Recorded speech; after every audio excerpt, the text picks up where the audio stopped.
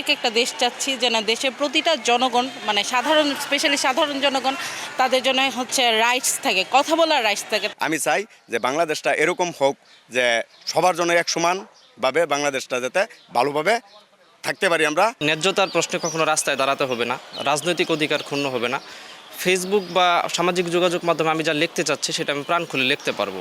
এমন হবে না যেন আমি কিছু লিখতে চাচ্ছি এবার ব্যাক স্পেস দিয়ে সেটা কেটে দিতে হচ্ছে। নামে মাত্র একটা বিভাগ হয়েছে, একটা বিভাগের চিত্র যেরকম থাকে, রাস্তাঘাট উন্নয়ন, কর্মসংস্থানের সৃষ্টি, শিল্পায়ন, এরকম কোনো কিছুই আমরা দেখি না, যেটা আমাদের চাওয়া ছিল। আমরা চাই এবার যাতে সপরিবারে সবাইকে নিয়ে একসাথে সেই আগে 16 বছর আগে যেভাবে আমরা ভোট দিয়েছিলাম ওভাবে চাই আমরা ভোট দিতে।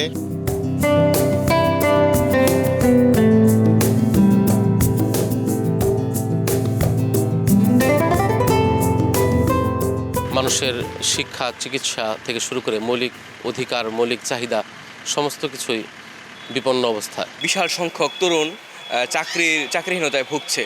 তো আমরা চাই আগামী সরকার ফর্ম করার পরে যেন কর্মসংস্থানের সুযোগ বৃদ্ধি করা হয়। সরকারের কাছে আমার একটাই অনুরোধ থাকবে, যারা বেকার আছে তাদের জন্য একটা ঋণের ব্যবস্থা করে দেয়, তারা যেন তাদের কর্মসংস্থানটা তারা নিজেরা গড়ে নিতে পারে। বিভিন্ন শিল্পাঞ্চল যেহেতু বলা হয়েছিল কিন্তু এখনো হয় নাই, এগুলা হইলে অনেক কর্মসংস্থান বাড়বে।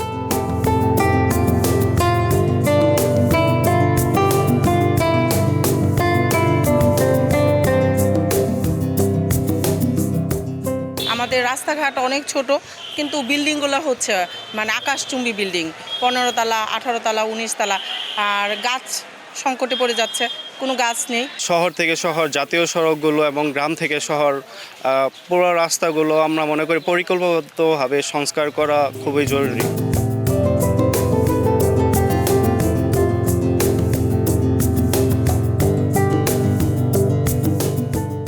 তরুণ যুব সমাজকে মাদক মুক্ত করতে হবে, তার জন্য প্রচুর কর্মসংস্থানের প্রয়োজন। ময়মনসিংহের সংস্কৃতি, সাহিত্য সংস্কৃতি বলতে ওভাবে কোনো কিছু নেই বললেই চলে, শূন্যের কোঠায় চলে গেছে, একে উন্নত করতে হবে। ইফটিজিং, তারপরে বিভিন্ন খারাপ কমেন্ট, এইগুলো যাতে না হয় সমাজে। আমরা অফিস আদালত চাকরি বাকরি করি, তখন দেখা যায় বৈষম্য তৈরি হয়, বেতন নারীদের কম, পুরুষের বেশি, বা অধিকার বেশি, পুরুষের অধিকার নারীদের কম। এই বৈষম্যটা বাদ দিতে হবে।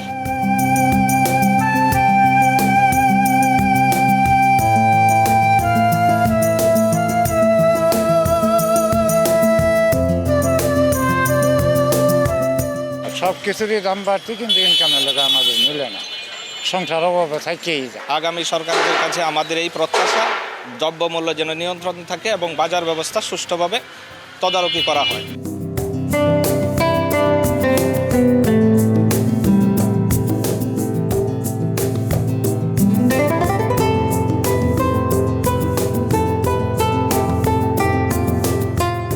সামনে নির্বাচনের মধ্যে একটাই প্রত্যাশা, যে প্রতিনিধি আমাদের এখানে বিজয় হবে সে যেন আমাদের কৃষি মানে আমাদের যে কৃষি এলাকাটার দিকে আলাদাভাবে নজর দেয়, যাতে আমরা সঠিকভাবে এখানে চাষাবাস করতে পারি। এই শহরে একটি 1000 শয্যা বিশিষ্ট হাসপাতাল রয়েছে, কিন্তু রোগীর চাপ অত্যধিক বেশি। একটি বিভাগীয় শহরে লোকের বাহিরেও মানে বিভিন্ন জেলা থেকে অনেক রোগী আসে, যার ফলে রোগীর ভিড় থাকাতে হাসপাতালের স্বাস্থ্যসেবা অনেকটাই মানে ব্যাহত হচ্ছে।